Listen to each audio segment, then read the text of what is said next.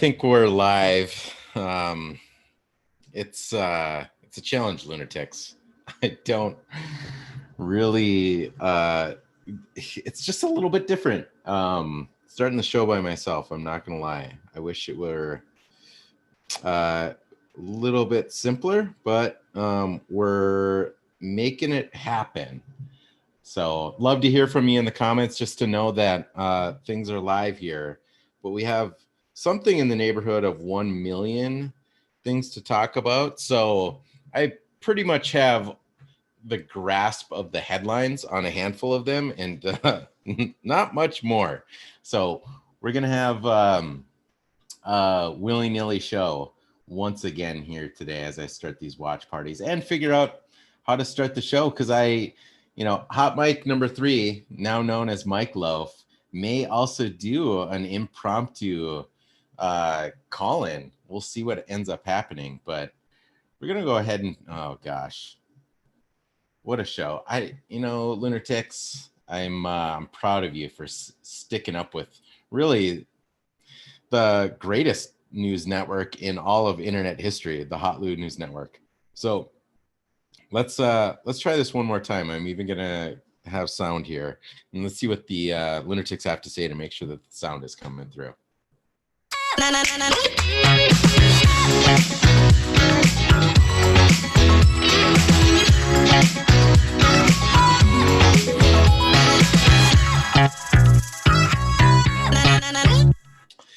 Welcome to hotlou Happy Hour. I am your host, Lou Abramowski, or somewhat overwhelmingly known as hotlou, because there's just so many topics to talk about. I think we're going to really rely on the lunatics today, and your opinions, and maybe even chief fact checker Josh Kimber, hailing from Chanhassen, is going to be able to dive in too, because there's just so many things to talk about. I think probably the one that's on everybody's mind, and I really did make an attempt to get into a little bit deeper dive in this whole thing, but I'm sure a ton of people have seen this, and we're expecting now probably to see the results.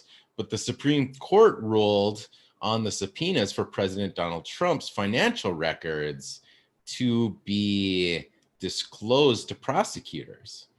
Now, I'm going to read here, maybe not a quote, but the Chief Justice wrote for the court in Trump versus Vance, affirming the second court and rejecting the government's position that under Article 2 and the Supremacy Clause, the president was entitled to absolute immunity and a heightened standard for the issuance of a state criminal subpoena.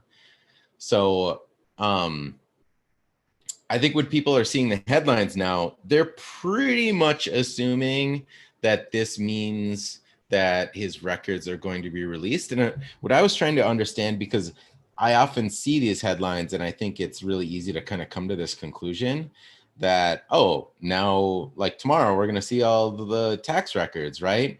But trying to figure out exactly what's happening here, it seems like now what's going to happen is the case now goes back to the district court, where the Second Circuit permitted the government to make an alternative argument.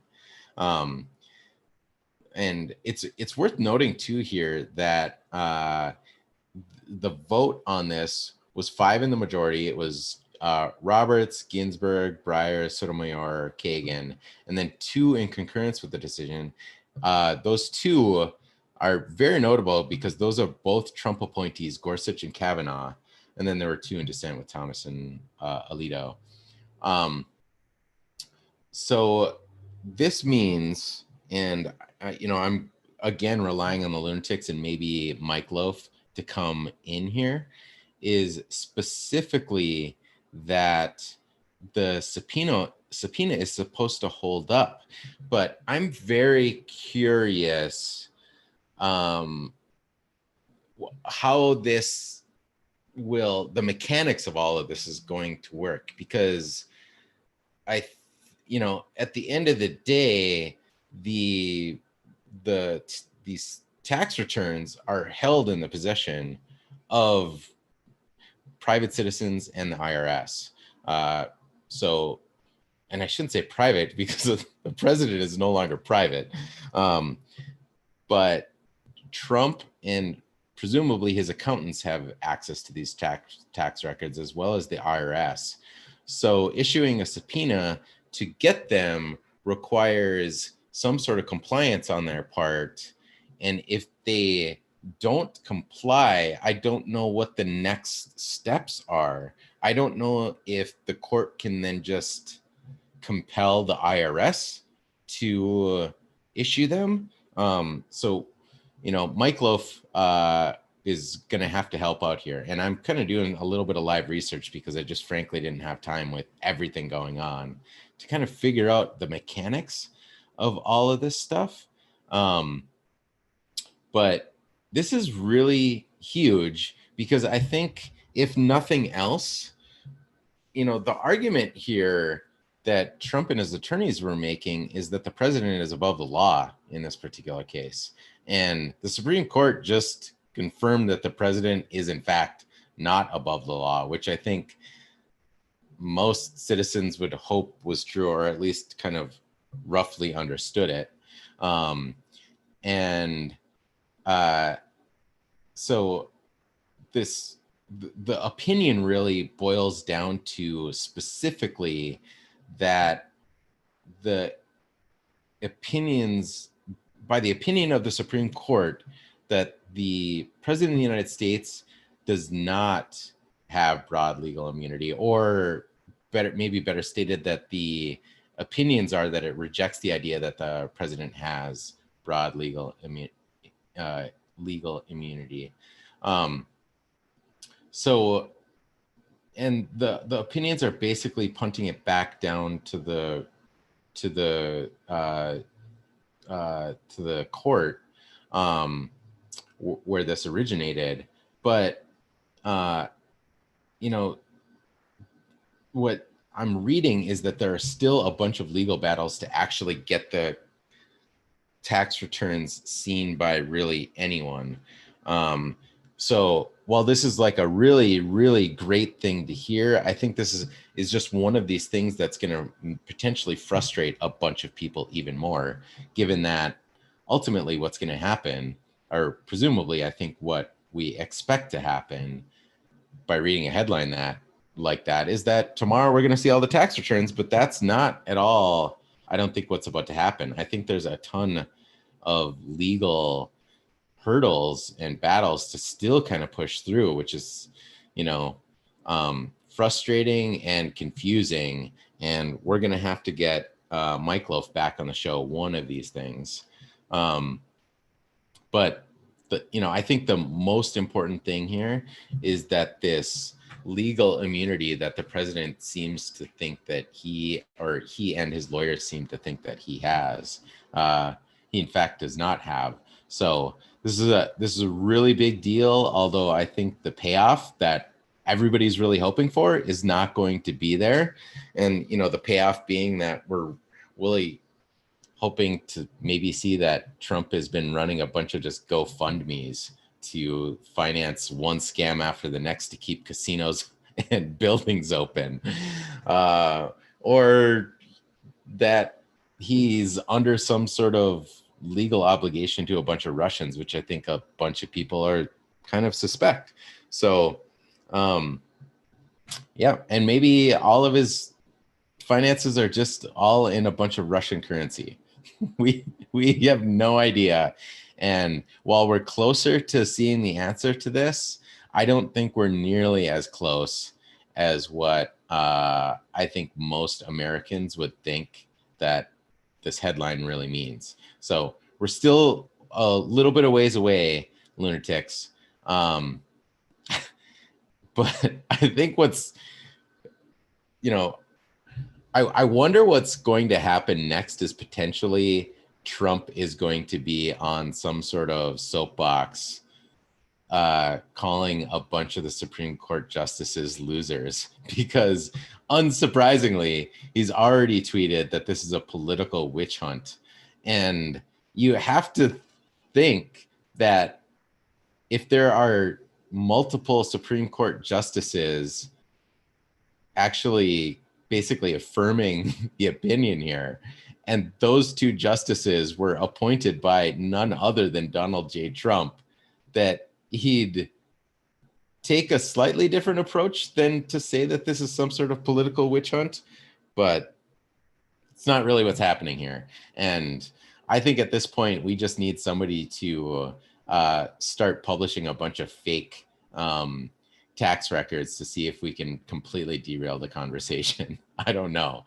And frankly, it shocks me a little bit that we haven't seen this leak. So if there are people at the IRS that have access to this, it shocks me that things haven't leaked. But then again, the IRS is a very weird organization, because the last time I checked, and this now has been years, I think the IRS is made up of like literally like 450 people, and their jobs are to, check people's taxes. And we have, 320 some million Americans, presumably north of 200 million of them are, paying a significant amount in taxes, plus all the companies and corporations that legally have to file taxes. So we're talking about, literally hundreds and hundreds of millions of tax records, really being audited, at least on the human side, by a few hundred individuals. And the last time I looked into this too, it's very interesting that basically nobody young is interested in going to work for the IRS. Not that I can blame them. And they might be facing some sort of bizarre employment crisis within the IRS. And they've relied a lot on automated and kind of computerized systems to kind of manage everything, to identify who needs to be audited and things like that. And who knows, at this point, maybe the IRS is listening through one of these systems and I'm about to get audited, but there still are, they presumably have to be hundreds or at least dozens of people who have access to Trump's tax records in the IRS. And it's kind of shocking to me that something hasn't leaked. But I guess whether they are leaked or not, we still have a bunch of legal battles to kind of sort through to see whether they're kind of coming through. But I'm going to ask you lunatics here. I'll actually open a poll here. Are you surprised that Trump's tax returns have not already been leaked? So let me know in the comments if you're not about to see the poll. And I'm publishing it right now. If you don't see the poll in the feed, it means you're watching through one of the actual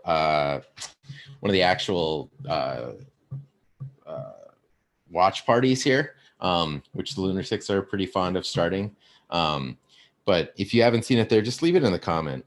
And to your point, loyal lunatic Jonathan Ogden's chiming in here that it's definitely a crime to leak IRS tax records, private tax records. But even though it's illegal, like leaking lots of information and whistleblower leaks can be even illegal at times.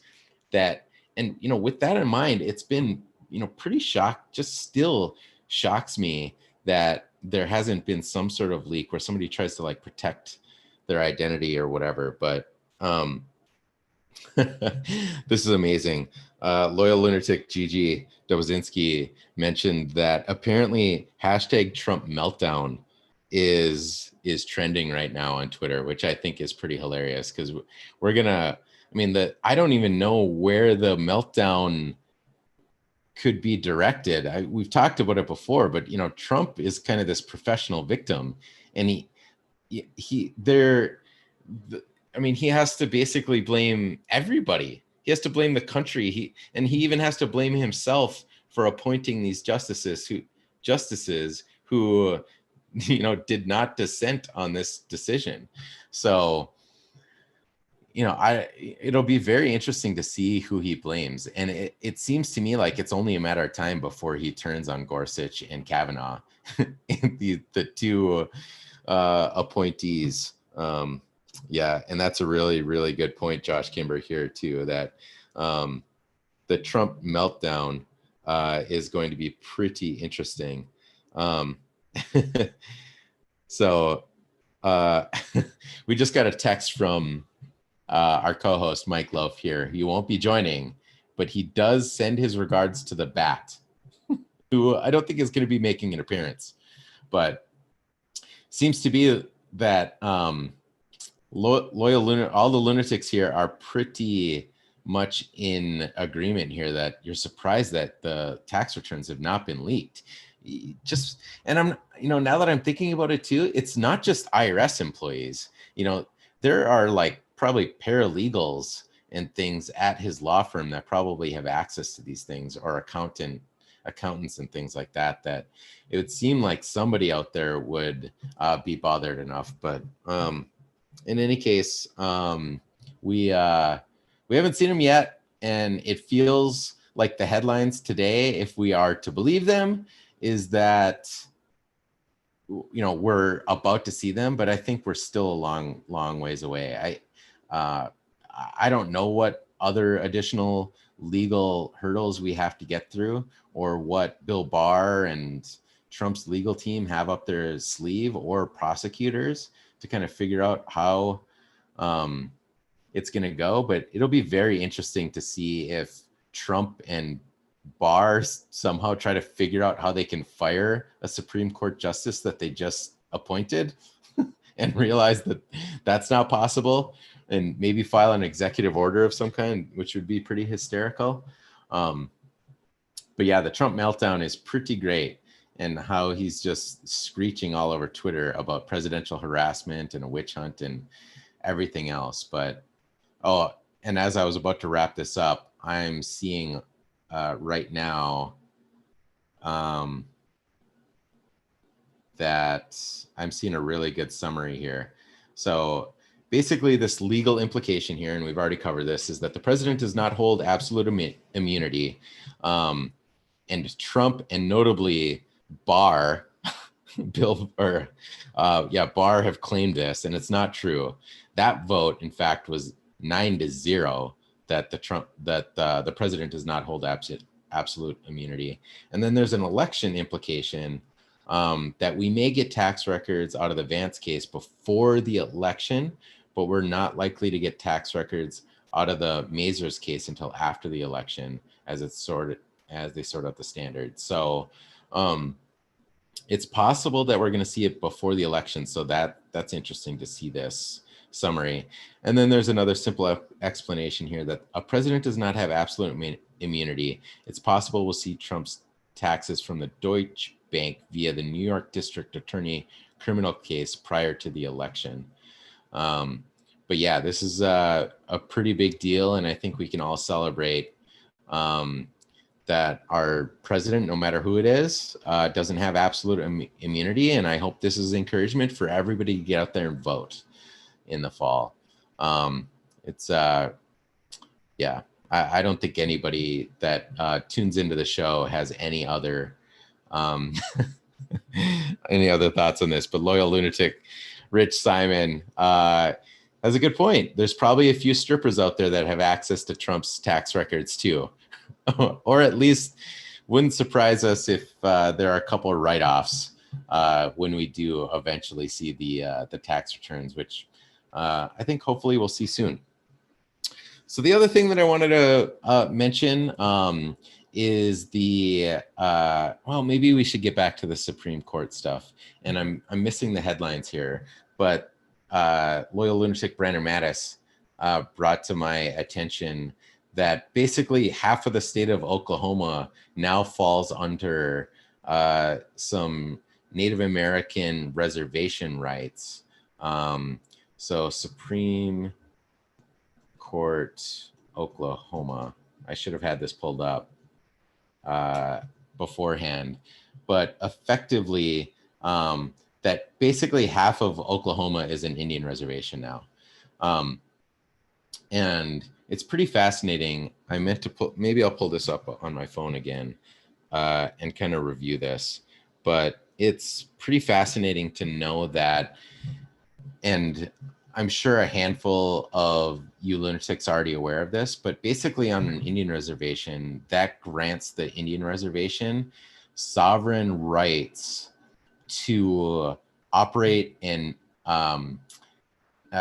is operate the right word? I'm missing the exact right word, but it's basically that you govern within it as a sovereign nation. So the federal government still has jurisdiction over an Indian reservation, but local municipalities and states do not. So this was a 5-4 decision that basically all of eastern Oklahoma is going to be protected from any sort of state authority. And it's really fascinating that there are some unintended consequences to what happens here. And, loyal lunatic Josh Kimber, you do have a point that Supreme Court stuff can be a snooze fest, but this one obviously is near and dear to my heart a little bit. Nearer and dearer to my heart than Alyssa Milano's take on the Washington Redskins name. But I'm going to get some of these details wrong, but suffice to say that this unintended consequence of an Indian reservation having sovereign nation status and preventing state authorities from applying criminal justice matters to them really has these weird things that, and I've seen this on my reservation, but like violent crime can be very difficult to prosecute because state prosecutors don't get as involved for things that tend to be a state prosecutorial ordeal, specifically of rape, which I saw this before with Loyal Lunatic. Brandon Mattis sent me something that was pretty interesting. Related to, and let's see if I can pull it up on my desktop here.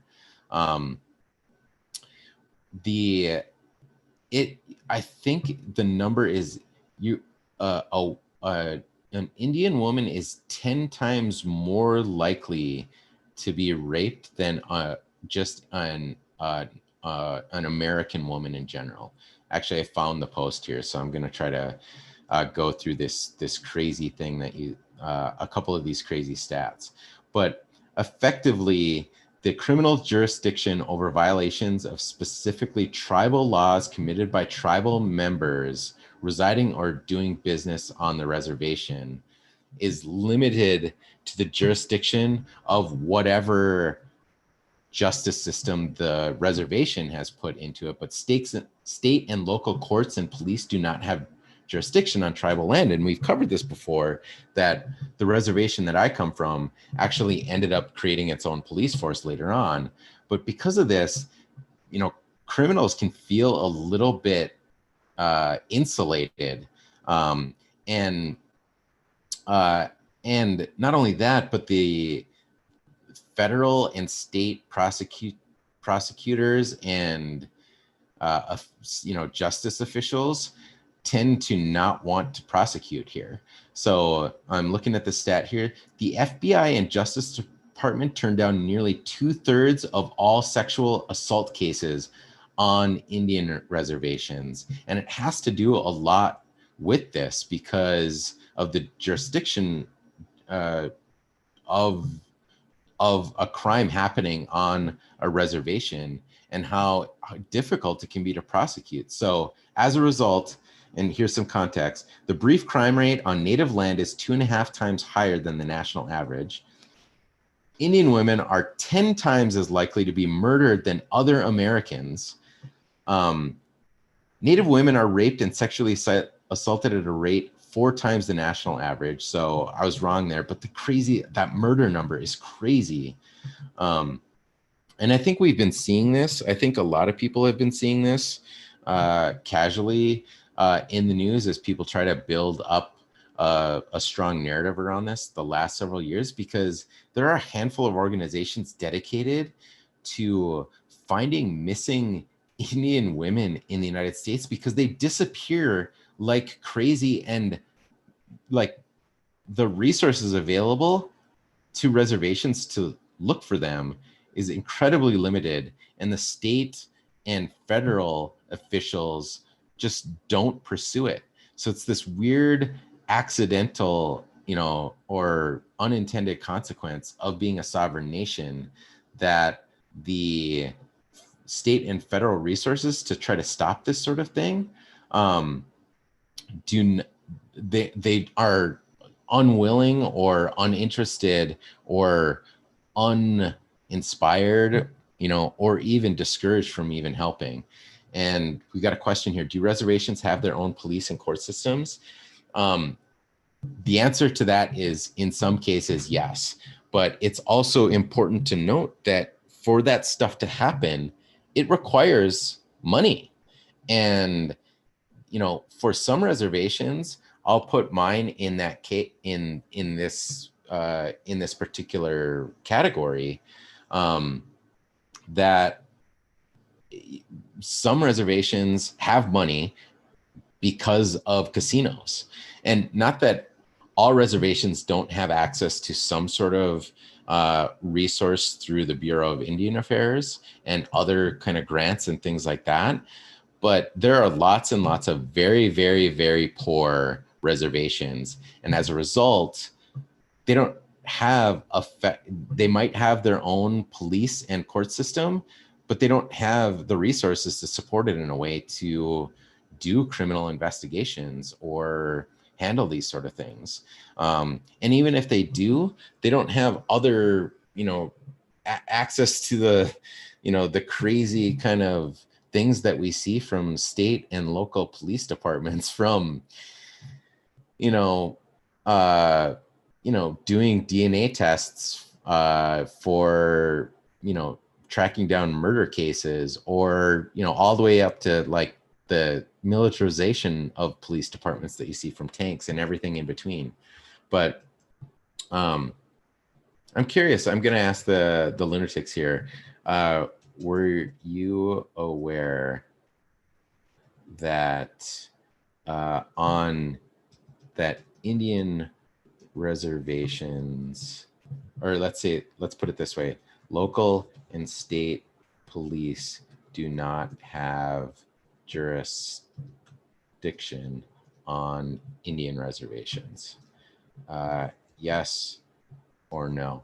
So again, are you aware that local and state police do not have jurisdiction on Indian reservations? So if you don't see the poll, go ahead and leave me a note in the comment here, because I'm very curious to see how many people talk about this. Yeah, this is a really good point. So Loyal Lunatic Brandon Matta said, ESPN just did a really well done documentary on this. In part of it, they talked about having something absurd like 27 officers for a territory the size of Rhode Island. And I have to imagine that's what's going to really end up happening in something like Oklahoma and having this result. Yeah. And, this is a really good point that Loyal Lunatic Gigi Dobozinski is making too, is that, and I'm not sure of all of the legal mechanics that happen here, but it's really fascinating that that a crime committed by just a normal, let's say like Minnesotan, that happened on the Fond du Lac Indian reservation in northern Minnesota, the jurisdiction issues get really weird, because actually the sovereign nation police department and court system do not have jurisdiction over that person, because they are not a member, even though they committed the crime on their sovereign land. But as a result, state prosecutors might not be interested in prosecuting for fear that the defense has an argument that the state prosecutors don't have jurisdiction over it because it happened on a reservation. So it's a very complicated and weird situation where these unintended consequences can really mess things up quite a bit. But that's to the point about, both of those points are really have to, really emphasize the scariness of, what accidentally can happen by granting the sovereign immunity that Indians really have looked for many years, and have granted them privileges like running a casino. But on the other hand, cause these other crazy problems, which we can dedicate a show to another time. But I want to hit on a couple other points here.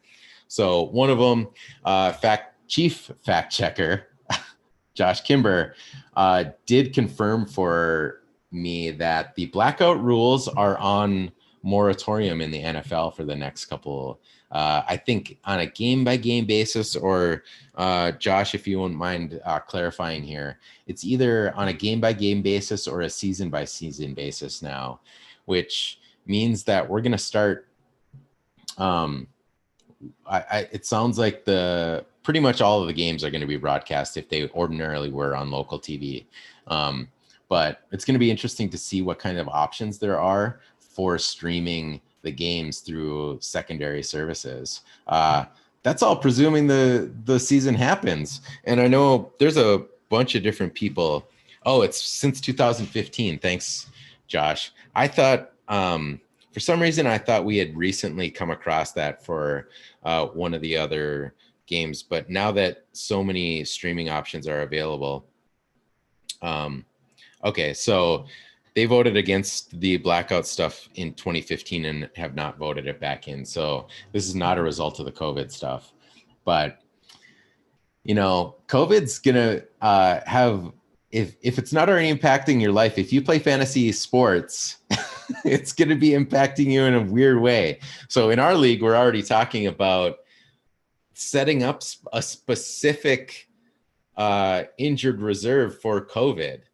I threw that idea out in our league because I think it's going to be an important issue, because there are going to be players that probably are temporarily unavailable. But if you have a limited number of IR spots, is everybody going to have to eat up IR spots for that, or what's going to end up happening?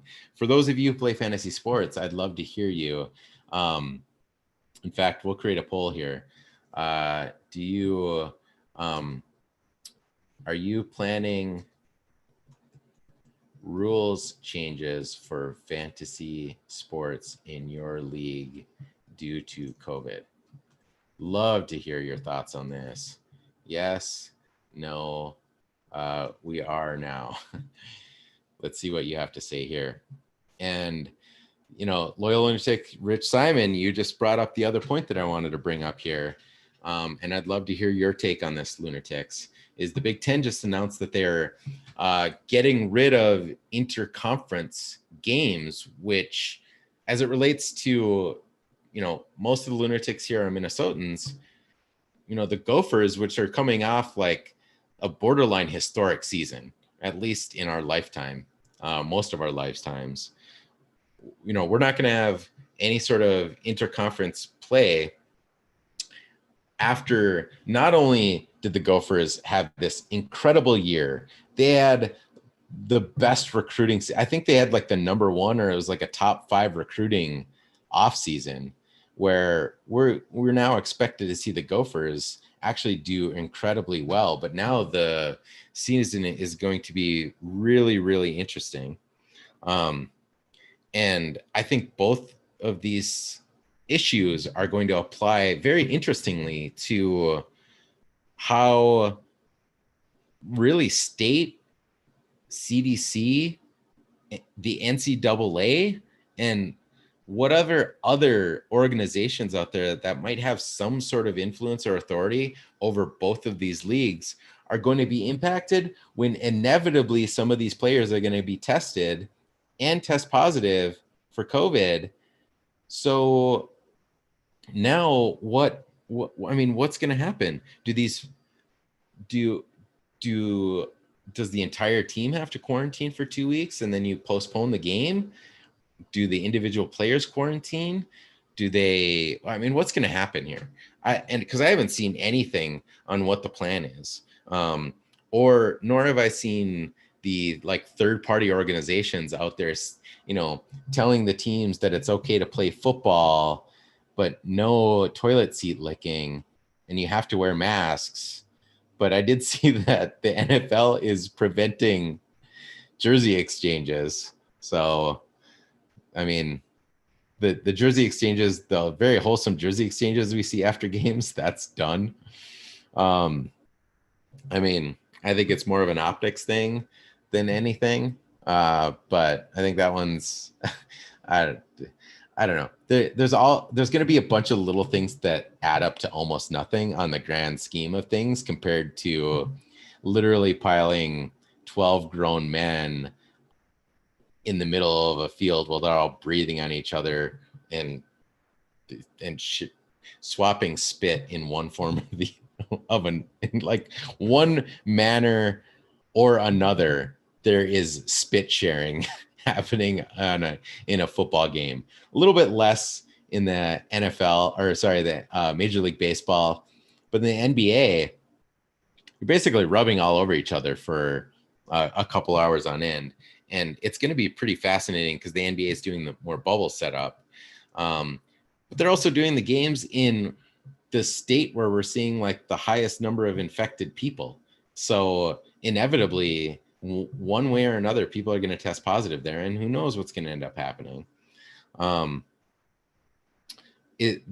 will say that this is pretty interesting. So Gigi, loyal lunatic Gigi Dobozinski, did mention that the NCAA did extend players' eligibility for an additional year by the nature of them losing their spring season. It'll be very interesting to see how eligibility kind of shakes out as things kind of move along. But interesting. And loyal lunatic Brandon Mattis, who is himself a pro athlete in the American Ultimate Disc League, and we hope to have a couple AUDL players on the show, by the way, in a couple weeks. They were planning on doing a specific bubble tournament for the American Ultimate Disc League, and what Brandon has to say is that they were going to plan on doing pods of 2 to 4 people, and that if any of them tested positive, they were going to quarantine that whole group. So it'll be very interesting to see if that ends up happening. But between practices, between workouts, between actual games, I don't really know how the NFL can quarantine individual players if one of them tests positive, and what it means for the games. But and trying to compress, I mean, it's going to be crazy, especially from a fantasy perspective. I'm actually proposing not only in our league that we change up the IR schedule, but we're in a dynasty league, which basically means that we're slowly collecting a huge pool of money. And if anybody ever wins the league 2 years in a row, they end up winning this huge prize pool. And in addition, you basically keep your entire roster year after year after year. But this season is changing everything for that, because not only for how it relates to what happened last year to this year, but then whoever wins this year impacting the likelihood that they'll win next year. But then it also kind of defies what the dynasty is if you just put it on break for what effectively ends up being a 3-year window, including like last year, this year, and next year. So a lot of fantasy implications. And I've been trying to get the godfather of modern fantasy football, Paul Charching, to come on the show. We're pretty hopeful we'll get him eventually, but it's going to be a little bit of a challenge to work it out because he already has about 17 different popular shows that he's a part of.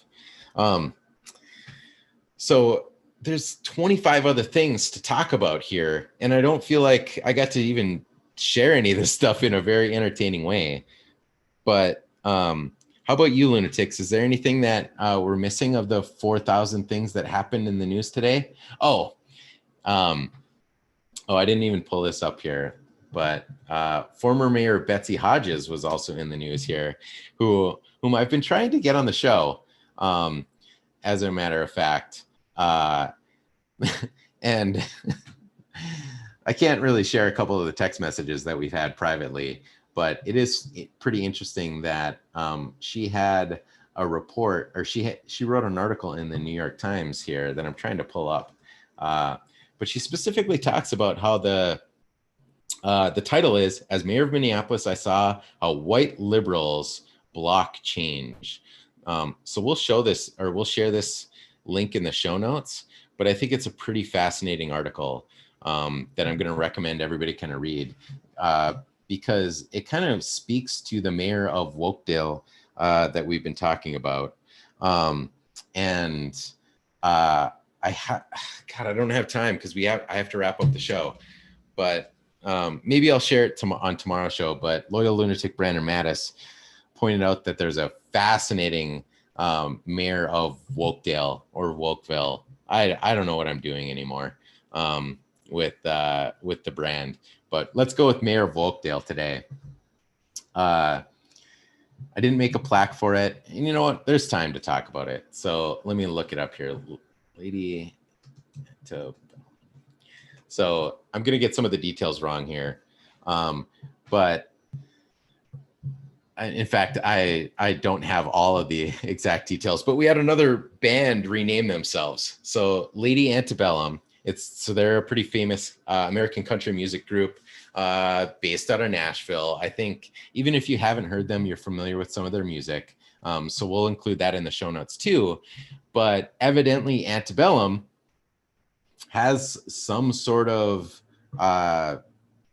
roots in some sort of racist connotation. I'm trying to pull up the exact fact or exact details here, and maybe a lunatic can jump in here before I can get it. But they also changed their name. So they are going, they're hoping to be known moving forward as Lady A. And what's pretty interesting about that is that it turns out there's already an artist out there named Lady A. And instead of maybe trying to change their name or mix things up, they're trying to sue the artist that already, let's see, it's reported that it had already been used for more than 20 years by a Seattle-based African-American activist and blues, soul, funk, and gospel singer Anita White. The band again admitted ignorance of any prior use, which White called pure privilege. Interviewed by Rolling Stone, White described the band's token acknowledgement of racism while blithely appropriating an African-American artist's name they're using because of a Black Lives Matter incident that for them is just a normal moment in time. If it mattered, it would have mattered to them before. It shouldn't have taken George Floyd to die for them to realize that their name had a slave reference to it. It's an opportunity for them to pretend they're not racist. And I have to completely agree with Anita White on this, having not grabbed all of the facts, but Lady Antebellum, you are our new mayor of Wokedale. And I thought, oh yeah, so yeah, in fact, it's happening now. Confirmed here. On July 8th, 2020, the band filed a lawsuit against White in which they asked Nashville court to be granted the right to the trademark of the name. So Lady Antebellum changes their name in the most stupid way possible. Not stupid reasons, but certainly reasons that grant them the new mayor of Wokedale status, only to change their name and now are trying to steal it from an African-American activist and blues, soul, funk, and gospel singer. Come on. Every new mayor of Wokedale is my new favorite. So we'll put a plaque together. We'll try to throw it in the show notes. But come on. In fact, I'm going to throw this in the poll here too. Let's see. Is Lady Anta? Oh gosh, I'm going to get the spelling wrong here. Let's get the spelling right. Lady Antebellum, the newest, best mayor of Wokedale. Yes, no. Let me know in the comments what you think. Is this just like the best, newest mayor of Wokedale or what? I just think this is an amazing story. And like I learned about 2/3 of it live on the show here, but there's just too much stuff to talk about here, Lunatics. So again, we're gonna wrap up the show because we have to kind of end here. But so much stuff to talk about. I left like 7 other things on my notes here. I do think that Mike Loaf will be returning to the show tomorrow. But in the meantime, just a reminder, like just hitting the like button as you watch the show, like makes a huge difference. Leaving a comment makes a huge difference. You know, you can start watch parties. We're working on another reverse sponsor where I buy a bunch of stuff and hand out prizes to people starting watch parties. You know, if Facebook isn't the best place to watch, we're publishing now on YouTube. So go over there and subscribe. Unbelievably, a handful of those things, even though we're not really promoting them at all, have like hundreds of views here and there. Several of them have 0. But love all the comments, love all the shares, the likes, comments. They do help out a ton. Jumping over to YouTube to subscribe would mean a ton too.